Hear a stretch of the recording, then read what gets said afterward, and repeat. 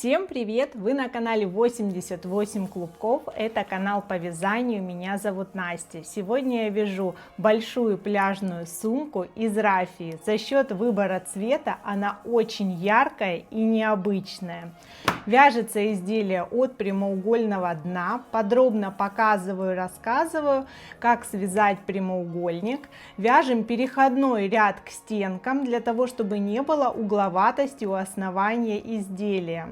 Далее провязываю несколько рядов, которые закладывают чашу изделия. Из сумки ничего не будет вываливаться, выпячивать за счет того, что основание связано плотным узором. Далее перехожу на ажурный, очень красивый и в то же время простой узор. Навязываю глубину изделия. Подробно показываю, рассказываю, как на каждом этапе соединяю ряды, чтобы этого было незаметно не только по лицу, но и по изнанке.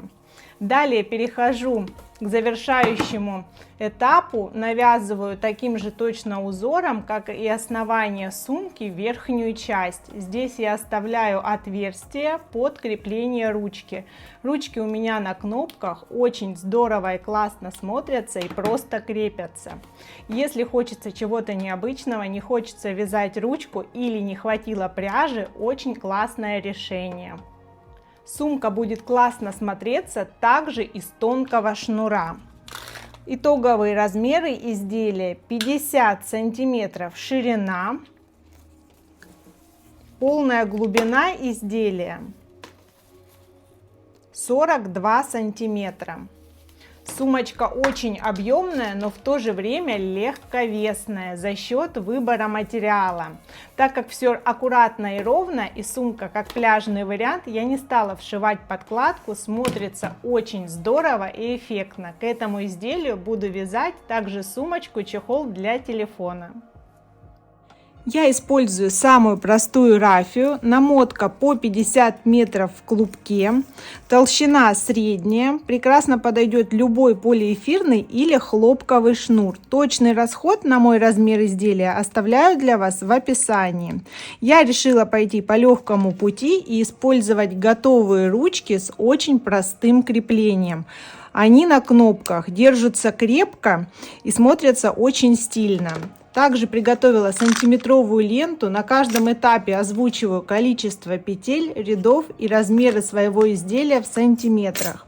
Вязать буду металлическим алюминиевым крючком. Основное полотно и узор 4 мм. Также приготовила ножницы и клей-карандаш. Скреплять стыки мотков рафии буду с помощью клея. Ссылки на все необходимое, а также всю полезную информацию оставляю для вас в описании под этим роликом. Подписывайтесь на мой канал, ставьте лайки, переходим к работе. Вязать начинаю от цепочки воздушных петель. Набрасываю нить на крючок, короткий край перед работой. Подхватываю длину рабочей нити и образую первую петлю. Для начала вязания мне потребуется количество петель кратное 4, плюс 2 петли на повороты. Соответственно, набираю сейчас 30 воздушных петель для моего размера сумочки. Первая, вторая, третья. 30 петель готово. Теперь маркирую крайние точки, которые добавляла при просчете. Первая точка — это та самая последняя воздушная петля, она окажется на повороте. И вторая точка — это первая петля. Маркирую заднюю перемычку. У меня рабочих 28 петель. Это число должно быть кратно 4. Еще раз повторюсь, если у вас другая пряжа или другой размер изделия, просто проверьте кратность. Пропускаю первую точку, переворачиваю цепочку из воздушных петель и во вторую заднюю перемычку вставляю крючок. Провязываю столбик без накида. Готово. Следующая перемычка и следующий столбик.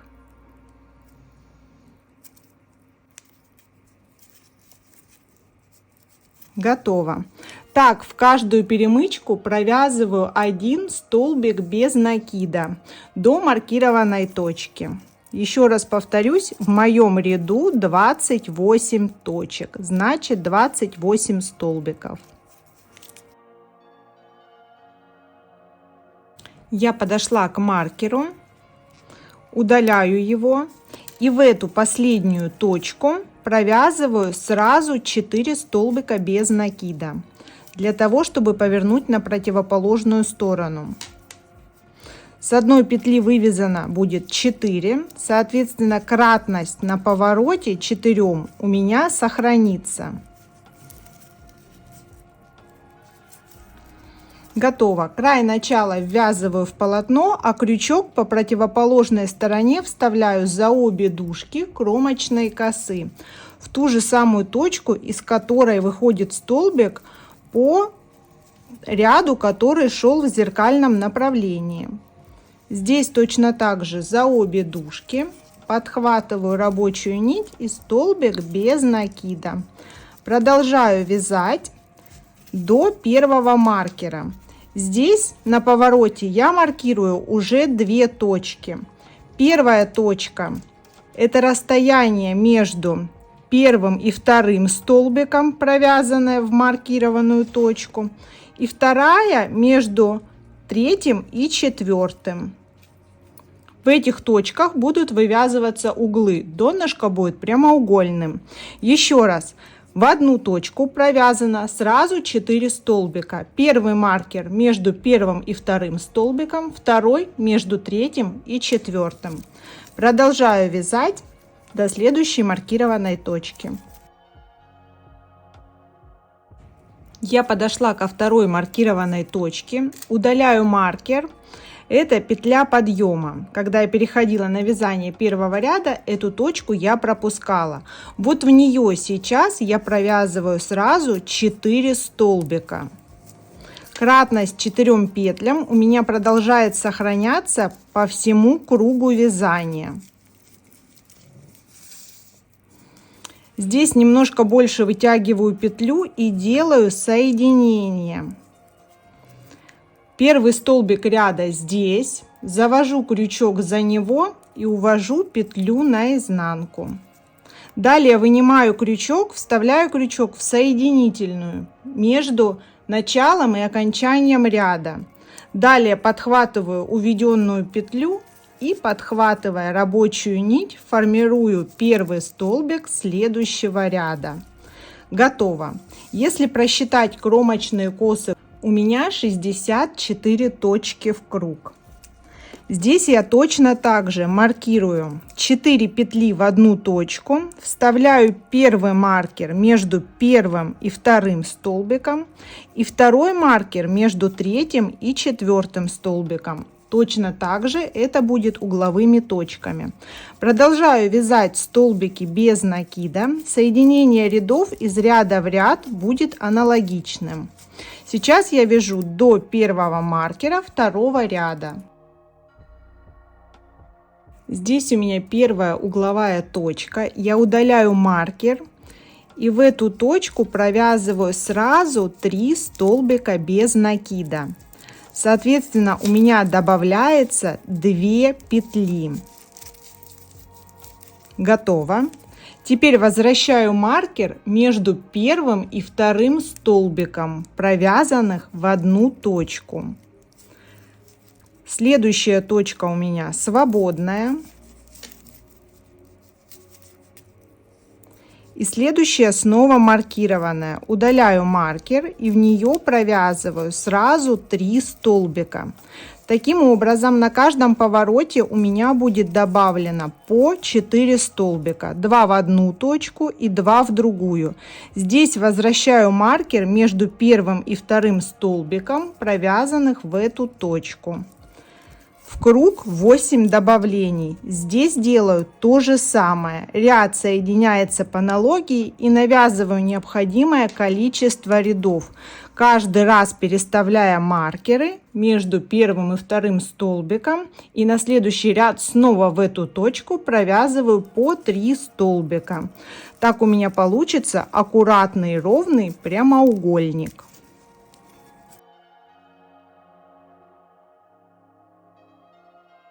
У меня завершается 7-й ряд по донышку. И здесь сейчас закончился первый моток пряжи. Я уже хорошенько расправила нить и промазываю ее клеем-карандашом. Стык-стык прикладываю нить с нового мотка и заворачиваю, как было. Здесь также у меня последний маркер ряда, последняя угловая точка.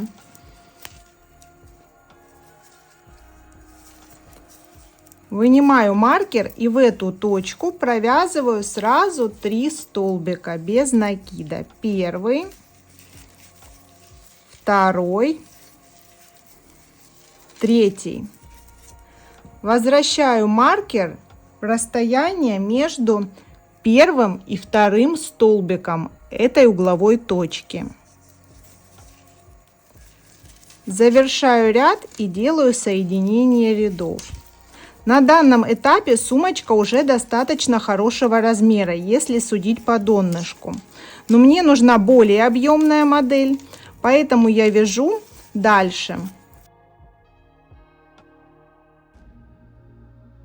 Я провязала 9 рядов донышка, добавляя по 8 петель в ряд. Сейчас по периметру у меня 128 петель.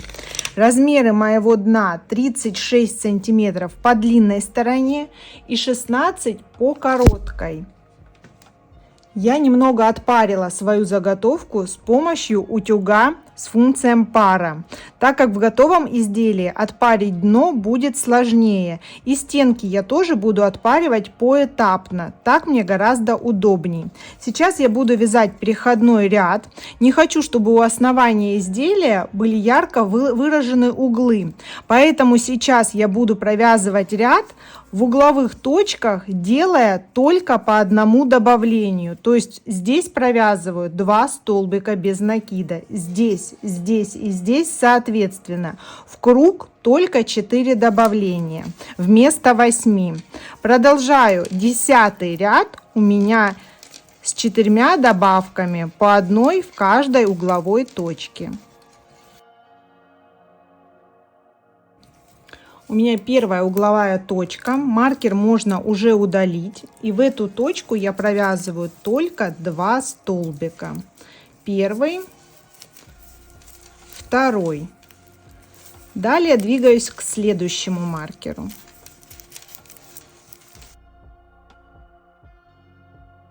Десятый ряд завершился. Сейчас в периметре у меня 132 петли.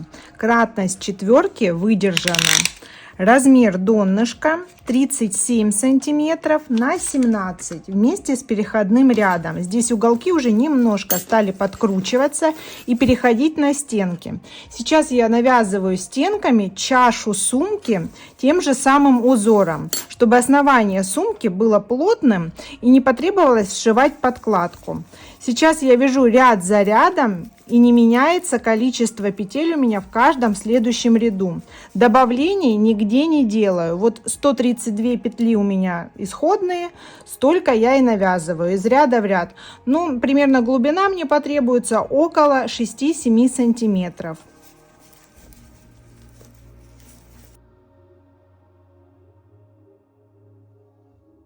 Провязано необходимое количество рядов. В моем случае получилось 8 рядов от переходного ряда. Это около 7 сантиметров. Здесь сейчас я уже отпарила основание стенок, так что сумочка приобретает форму. И перехожу к вязанию основного узора. Вывела петлю на лицо после соединения рядов. Делаю накид с помощью рабочей нити и возвращаю крючок в эту петлю. Нужно провязать эти 2 петли вместе для того, чтобы имитировать основание столбика с одним накидом. Далее провязываю 2 воздушные. Делаю накид и возвращаюсь в ту же самую точку, провязываю столбик с одним накидом. Так у меня провязано 2 столбика с одним накидом в одну точку. Воздушная петля, накид, снова в эту же точку провязываю столбик с одним накидом и второй безвоздушный накид, столбик с одним накидом. Получается фрагмент узора. Всего провязано 4 столбика с одним накидом. Между парами столбиков 1 воздушная. Далее не провязываю воздушную. Тут должно быть все компактно. По основанию пропускаю 3 точки.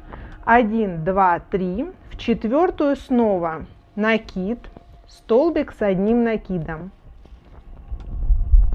Снова накид, столбик с одним накидом. Пара провязана, воздушная, еще 2 столбика с одним накидом в эту же точку. Здесь мне пригодится кратность моих петель 4. Узор кратен 4 петлям, так как в каждую четвертую у меня провязываются пучки из столбиков с одним накидом. Накид, пропускаю 3 точки, 1, 2, 3. В четвертую провязываю сначала пару столбиков, первый, второй. Далее между ними воздушная петля и снова пара столбиков в эту же самую точку.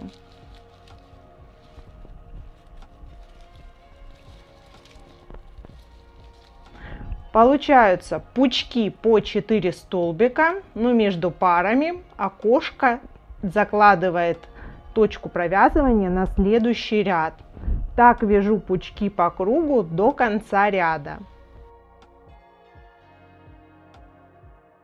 У меня закончился первый ряд узора. Вынимаю крючок, вставляю под первую перемычку между первым и вторым столбиком этого ряда и увожу петлю наизнанку. Далее фиксирую ее с помощью рабочей нити. Вытянутую петлю оставляю. Далее делаю накид. У меня следующий пучок из 4 столбиков. Ровно посередине, там, где была провязана воздушная, ввожу крючок и подхватываю петлю, которую оставила на изнанке.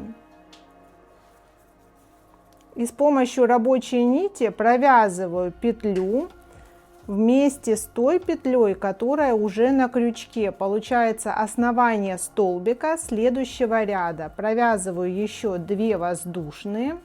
Имитация столбика с одним накидом готова. Далее в эту же точку провязываю еще 1 столбик с одним накидом. 2. Между парами воздушная. В эту же точку еще 2 столбика с одним накидом. Первый, второй. Обращаю ваше внимание, пучки провязываются в те точки, где была воздушная в прошлом ряду, то есть в центр пучка предыдущего ряда. Узор не сдвигается. Далее накид, нахожу воздушную, провязываю пару столбиков с одним накидом, еще одну, воздушная и еще 1 пара. Первый столбик, второй. Второй пучок готов. И так далее. Вяжу второй ряд. Далее соединяю по аналогии и начинаю ряд снова с центра пучка, как и здесь. Вяжу ряд за рядом необходимую глубину изделия.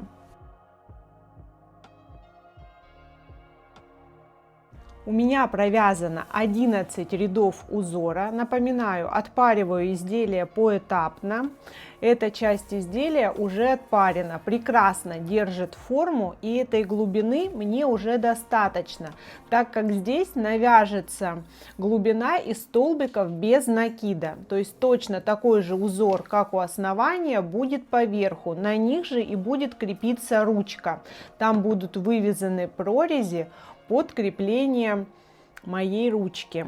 Итак, я перехожу к вязанию рядов столбиками без накида. Здесь ввожу крючок за обе дужки кромочной косы, подхватываю петлю, которую ввела наизнанку, и формирую первый столбик следующего ряда. Далее очень важно, здесь по кромке у каждого фрагмента узора у меня 5 кромочных петель. Мне нужно вывязать 4 по аналогии с основанием, чтобы петель в ряду не стало больше. Я провязываю за обе дужки столбик без накида. Далее в то окошко, куда я провязывала все ряды 4 столбика, я провязываю 2 столбика. Первый, второй. Следующая точка пропускается и провязываю столбик без накида еще раз. Получается по 4 столбика будет относиться к каждому фрагменту узора. Еще раз. Здесь столбик за обе дужки. Перед окошком точку пропускаю, в окошко провязываю 2 петли и снова пропускаю в следующую точку еще один столбик. Вот тот диапазон узора, который был вывязан из 4 петель по основанию, формирует 4 петли. Здесь важно не провязать лишних петель. Вот как было у меня 132 петли в круг, так они должны сохраниться. Здесь то же самое. Еще раз, за обе дужки кромочной косы. Далее перед окошком одну точку пропускаю, в окошко 2 столбика. И снова пропускаю за обе дужки столбик. Вот так равномерно продолжаю ряд за рядом. Вот здесь потребуется примерно 6-7 рядов.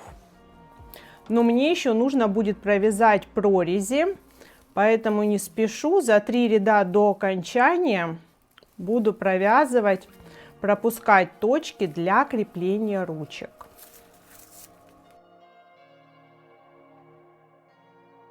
У меня провязано 5 рядов после узора, и только что начался 6-й ряд. Я маркировала точки, в которые будут крепиться ручки. Обратите внимание, маркирую по 2 петли. Ширина 2 петель соответствует ширине крепления ручки. Между петлями у меня здесь 18 столбиков. Это около 13,5 сантиметров. По противоположной стороне то же самое. Я центровала и просчитала точки. По боковой части между маркерами по 44 петли здесь и здесь соответственно. Здесь сейчас основание 2 маркированных петель я не провязываю, а провязываю вместо них 2 воздушные петли. Далее 2 точки пропускаю и продолжаю провязывать столбики без накида. Появляется отверстие под ручку. Сверху провяжется еще несколько рядов, и оно закрепится. Продолжаю вязать, так делаю на каждой маркированной точке. И перехожу к вязанию рядов столбиками без накида до окончания изделия. Следующим рядом я уже подошла к пропущенным петлям. Здесь провязываю их точно так же, как и все полотно, за обе дужки. Подхватываю одну, вторую, перемычка остается с другой стороны, и провязываю столбик без накида. То же самое и со второй петлей. Столбик без накида. Так продолжаю по кругу. Над отверстием у меня провязан еще один ряд. Я уже укоротила нить, так как отпаривала изделие. Вытягиваю нить полностью, увожу ее в первую кромочную косу наизнанку и возвращаю в исходную точку. Прячу внутрь сумки.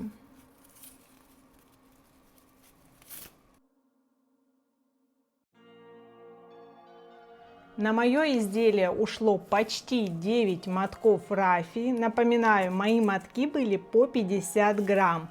10 мотков За глаза хватило бы на изделие с вязаной ручкой. Вязаные ручки к объемным сумкам можно посмотреть в плейлисте «Пляжные сумки» на моем канале. Ссылку оставлю в описании.